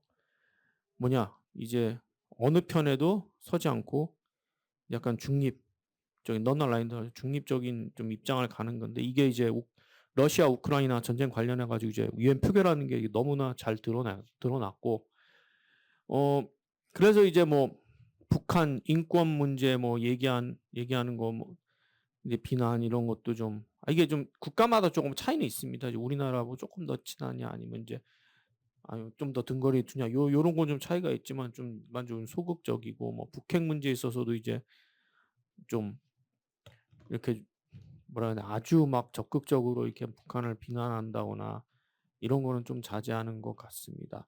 그래서 이제 이 아프리카 국가들이 이제 좀 비동맹 성향이 있고 두 번째로 이제 내정 불간섭 원칙을 되게 고수를 합니다. 이게 식민 지배의 트라우마인데 역사적인 경험에서 내정 불간섭 원칙을 고수하니까 이게 특정 남의 나라의 뭐 인권 문제, 남의 나라의 문제에 대해서 이렇게 막 섣불리 막 입장을 막 드러낸다거나 막 특정을 비난한다거나 이런 거를 좀 자제하는 겁니다. 이게 이제 북한 문제 인권이나 뭐 비핵화 문제에 대해서 조금 이렇게 약간 비난을 하되 이렇게 좀 막 너무 이렇게 하지 않는 아니면 중립적인 입장을 지키는 게 다 요거에 기인을 하고 그다음에 이제 두 번째로 이제 통일 관련해 가지고 제가 요 아프리카 이 어떻게 그 메시지를 던질 수 있을까 했는데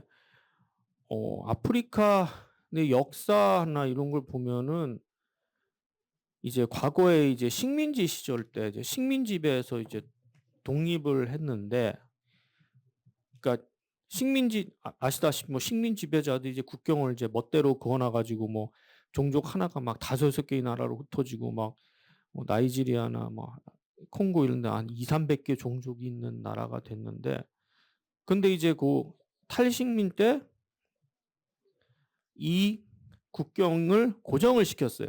안 바꿨어요.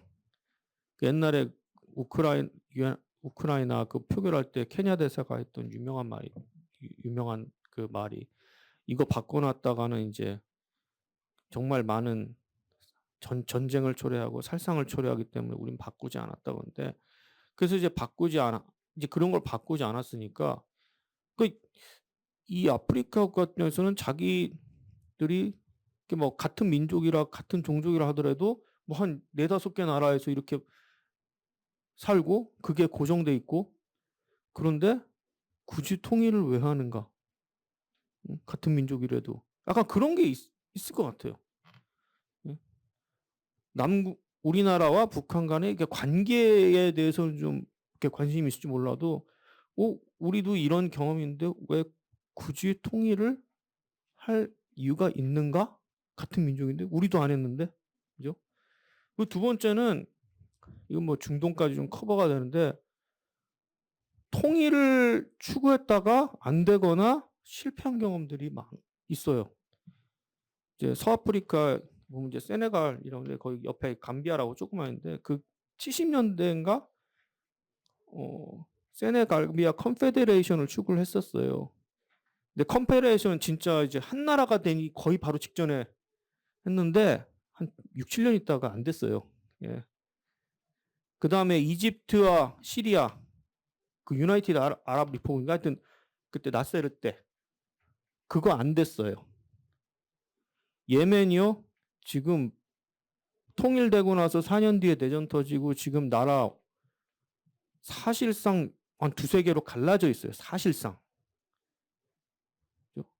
그러니까 이제 통일에 대해서 좀 약간 그런 경험, 안 좋은, 통일을 했더니 좀 약간 부정적인 결과가 나오고, 그래서 오히려 이제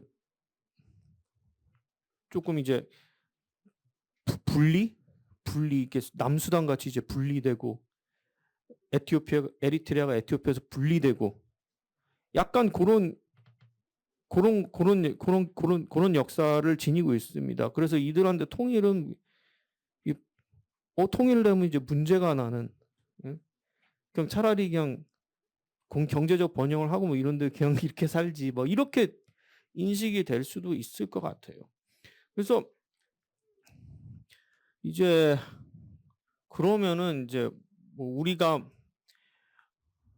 결국에는 이제 통일에 관련된 메시지를 전달하려면 우리가 통일에 대한, 아까 정 박사님, 차 박사님 말씀하셨던 뭔가 그런 어떤 너레이티브가 이제 그 대상 국가의 어떤 역사적인 맥락이나 뭐 그런 거에 맞게 이렇게 좀 가야 될 것 같은데, 어떻게 그걸 할지는 잘 모르겠는데, 하여튼 그런 게 있어야 될 것 같고, 이제 두 번째는 기본적으로 그냥 글로벌 사우스하고 의 외교에 더 많은 노력을 해야 될 것 같아요.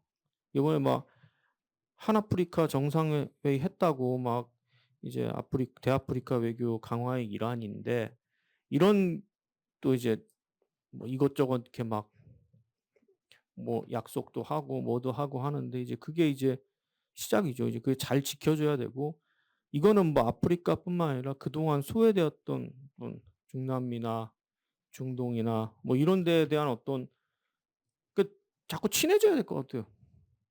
예.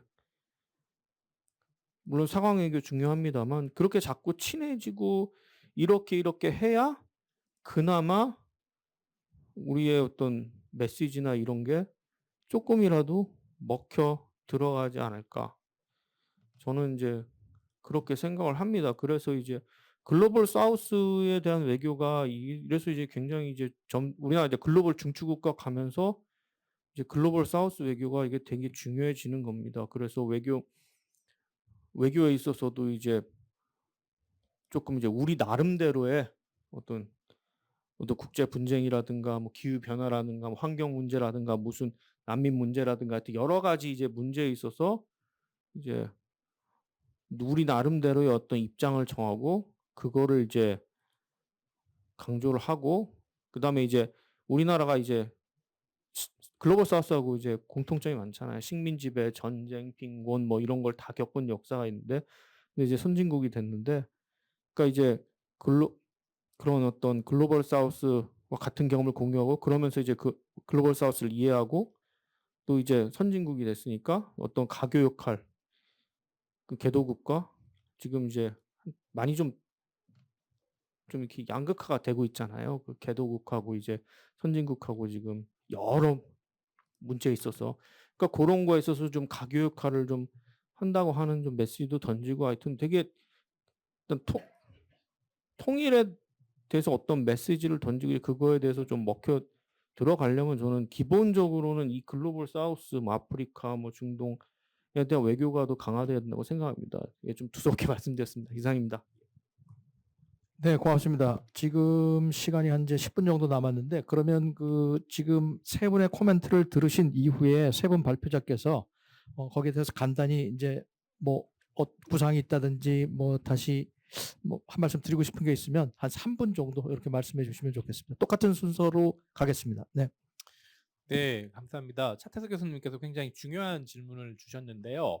이 부분에 대해서 우리가 그 리스판스 할 수 있는 부분은 두 가지인 것 같습니다. 우선 첫째는 조금 비겁하게 회피하는 것입니다. 우리가 리서치를 보통 할 때 좀 어려움이 있는 분야는 It's beyond the scope of our research라고 얘기를 하면서 연구 범위를 넘어서는데 사실 연구 범위를 넘어서는 부분입니다. 말씀하신 것처럼 주제가 정해져 있는 부분입니다. 근데 그렇지만 이제 조금 더 적극적인 차원에서 우리가 용감하게 할 수 있는 부분은 통일 외교가 필요하다고 하는 전제에서 시작을 했지만 사실 지금의 논의가 통일 외교가 이전보다 훨씬 더 효율적으로 효과적으로 통일 외교를 취할 수 있는 상황인가? 특히 미국에 대해서 논의를 할 때도 그런 상황인가? 미국이 한반도의 통일에 대해서 이전보다 더 관심을 가지고 있는 것인가? 혹은 미국이 생각하기에 한반도 통일이 조금 더 유용하게 논의될 수 있는 환경인 것인가 아닌 것인가 그런 부분들은 포함을 할 수 있을 것 같습니다. 그래서 미국 내에서도 리서치를 지금 이제 진행을 하고 있는데 미국 내에서도 통일과 관련된 논의를 하지만 또 평화 공존에 관한 논의들도 많이 있는 부분들이 있거든요. 그런 부분들을 논의를 하는 것이 필요한 부분이 있습니다. 조금 더 용감하고 적극적으로 나간다고 하면 적극적으로 이 부분에 대해서 이제 그 챌린지를 하는 부분이죠. 그러니까 비핵화와 통일이라고 하는 것이 서로 mutually exclusive한 것은 아니다라고 하는 거죠. 그리고 우리가 절대 그 부분을 놓쳐서도 안 되는 부분이라는 거죠. 점점 더 멀어져 가고 있는 느낌이 드는 것도 사실이지만 비핵화를 통한 통일이나 통일을 통한 비핵화 이런 논쟁들도 있었던 것처럼 서로 연결을 하려고 하고 특히 미국 내에서 제가 관심을 가지는 부분은 이 영역에서 관심을 가지는 부분은 미국이기 때문에 미국 내에서 이런 것들이 어떻게 연결되고 있느냐를 이해를 하는 것이 필요한 부분들이라고 할 수. 물론 뭐 미국이 어떻게 이해를 하든 우리가 통일을 하겠다고 하면 우리가 뭐 남북한이 합의를 해서 하면 되는 건데 미국이 원하는 방식대로 할 필요는 없는 거죠. 예, 그렇게 뭐 반드시 미국의 이익이 되도록 통일이 되는 것 필요한 것도 아니고 그렇게 되어서도 안 되는 부분들이 있지만 다만 저 사람들이 생각하는 제일 영향력이 강하니까 저 사람들이 생각하는 부분들이 뭔지를 알아야 우리가 어떻게 리스판스를 하고 할 것인가 통일 외교를 하든 평화 공존 외교를 하든 어떻게 리스판스를 하고 조금 더 효과적으로 할 수 있느냐라고 하는 부분들에 대한 논의인 것 같습니다. 정성철 교수님께서 대북 정책은 있으나 통일 정책이 있는가라고 하는 질문을 주셨는데 과거에 그런 얘기를 많이 했죠. 대북 정책 없는 통일 정책, 통일 정책 없는 대북 정책. 사실은 지금은 통일 정책도 없고 대북 정책도 없다고 얘기를 하는 것이 맞고요. 다만 이제 그런 시대적 상황의 변화 속에서 우리가 통일이라는 걸 어떻게 자리매김할 것인가라고 하는 인식이 바탕이 돼야 되는 부분들인 것 같습니다. 네, 감사합니다. 네, 그 정성주 교수님 코멘트 너무 감사드리고요. 사실 그 우리 통일 정책이 있는가 그 부분에 대한 대답은 방금 황재현 교수님께서 너무 잘 대답을 해주셔가지고 제가 더 덧붙일 필요는 없을 것 같습니다. 그리고 이제 변명을 하자면 이 말씀하셨듯이 우리 통일 담론이 무엇인가에 대한 정의가 이제 그 앞부분에서 선행되어야 되는 거는 분명히 맞는데 좀 비겁하게 이 부분은 제 연구 파트가 아니라 그 앞에서 이미 전체 보고서 중에 앞에서 나와야 되는 부분이 아닌가라는 생각을 하면서 그 바로 이렇게 들어갔던 부분이 있고요. 그리고 중국과 러시아 같은 경우에는 조금 차이가 있다라는 부분 너무 공감을 하고 특히 중국 같은 경우는 어떻게 보면 이제 어, 북한을 조금 매니지해야 되는 부분들도 보이는 것 같아요. 말씀하셨듯이 양안 관계에 있어서 뭔가 이 부분이 조금 더 중국에게는 더 민감하고 예민하고 더 중요할 수밖에 없는 문제이기 때문에 이 한반도 지역에서 북한의 조금 뭐라고 표현을 해야 될까요? 그 프로보커티브한 이런 행동에 대해서는 조금 매니지를 해야 되는 부분이 있는 것 같아서 그 부분은 아무래도 그 말씀하셨듯이 중국과 러시아가 조금 큰 차이가 있는 게 아니냐. 특히 한반도의 평화 체제라고 하는 것과 관련해서 조금 근본적인 혹은 본질적인 차이가 있는 게 아니냐라는 생각에 공감을 하는 부분이고요. 그리고 너무 감사하게도 이제 제가 결론 부분에서 고민을 해야 되는 이 각 국가들에 대한 맞춤형 설득 논리에 대해서 상당히 그 실마리들을 계속해서 던져 주셨기 때문에 제가 여기에 대해서는 뭐 덧붙인다기보다는 정말 감사히 그 내용들을 반영해서 열심히 잘 쓰도록 하겠습니다. 감사합니다. 예, 예, 김동석 교수님 코멘트 감사드립니다. 그 제가 모자랐던 거 다시 한번 짚어주셔서 더 많이 배울 수 있었고, 글쎄 이제 나라마다 다른 것도 그렇지만 굉장히 다면적이라는 것도 많이 느꼈습니다. 예를 들면 인도네시아 같은 경우에는 이 비동맹 여기 일종의 종주국 중에 하나로서, 그다음에 이제 조금 인권이 좋지 않은 나라로서 북한인권결의안을 계속 기권을 하지만 또 이 북한 문제에 관여하려는 그런 마음은 또 동남아시아 국가 중에서 제일 가장 강한 축에 속하기 때문에 그런 것도 있고, 또 최근에 이제 인도네시아에 다른 나라보다는 또 시민 사회가 조금 더 등장을 하면서 이 북한과 남한의 어떤 문제들에 대해서 시민 사회 접근을 또 하려고 하는 그런 것도 이제 제가 본 거는 이제 영문 뉴스에서 나온 것으로만 보는 아주 피상적인 것이긴 하지만, 그래도 그런 걸 볼 때 굉장히 이 나라가 굉장히 다면적이구나, 하나로 접근하면 안 되겠구나 하는 것도 많이 느끼고요. 그래서 사실은 이제 이런 우리들의 연구가 기초가 돼서 조금 더 세분화되고 조금 더 어떤 각 나라라든가 아니면 역사를 좀 더 볼 수 있다면 더 좋겠다라는 생각도 가져봅니다. 주신 코멘트 참고해서 그래도 조금이라도 일반적인 것을 쓰겠지만 그래도 조금 더 그런 어떤 주의할 점들이라든가 어떤 시각으로 보면 좋을지에 대한 어떤 그런 것도 충분히 담을 수 있도록 하겠습니다. 감사합니다. 정리하라는 말씀을 주셔서 어떻게 해야 될지 잘 네. 예. 저기 연구를 이제 한 달 반도 아직 진행을 못했습니다. 이제 또 이 원고를 제출한 거는 한 달하고 한 닷새 정도 만에 이제 제출을 하게 되었는데, 저희들 일단은 문서로 볼 수 있는, 확인할 수 있는 것, 특별히 이제 최근까지 어떤 변화가 있었는지에 대해서 조금 보게 되었습니다. 그러니까 아무래도 이제 냉전기가 다르고 탈냉전기가 달랐을 텐데 그건 확연하게 볼 수 있었을 텐데, 이제 그 이후에 우리가 이제 다시 식냉전이라고 정의해야 될지 아니면 어떤 탈냉전의 기간이 이제 끝나가는 건지, 뭐 그것도 정의가 또 필요하겠지만 그런 어떤 변화를 우리가 미리 감지할 수 있는가, 특별히 이제 요번에 북러 이 조약에서 볼 수 있던 그런 것들을 조금 어떻게 발견해낼 수 있을까 하는 게 제일 큰 문제인 것 같고요. 문서로 안 된다면 우리가 이제 조금 더 적극적으로 인터뷰라든가 조금 그런 것을 더 활용해서 조금 미리 좀 내다볼 수 있는 그런 연구를 할 수 있도록 노력하겠습니다. 그리고 이제 사실 이제 여러 토론자께서도 말씀해 주셨지만 가장 한계가 지금 이 뭔가 구체적인 그림이 없는 상황에서 저희가 거기에 대한 어떤 방안들을 마련해야 되는 것이 한계이긴 한데, 사실은 또 어떻게 보면 그것이 장점일 수도 있는 게, 그걸 반영해서 조금 더 피드백을 받아서 조금 구체적인 모습을 만들겠다, 정부가 혹은 어떤 우리 사회 전체적인 논의를 통해서 그걸 만들어내겠다 하는 점은 오히려 또 어떤 긍정적인 점이 될 수 있지도 않을까, 그런 좀 생각도 해봤습니다. 그래서 이 프로젝트에 대해서 여기 청중들께서도 그렇고 토론자들께서도 관심 가져주시고 언제든지 뭔가 좋은 생각 혹은 좋은 어떤 그런 경험적인 것이 있으시면은 저희들과 나눠주시면 저희가 소중하게 잘 사용을 하겠습니다. 예, 감사합니다.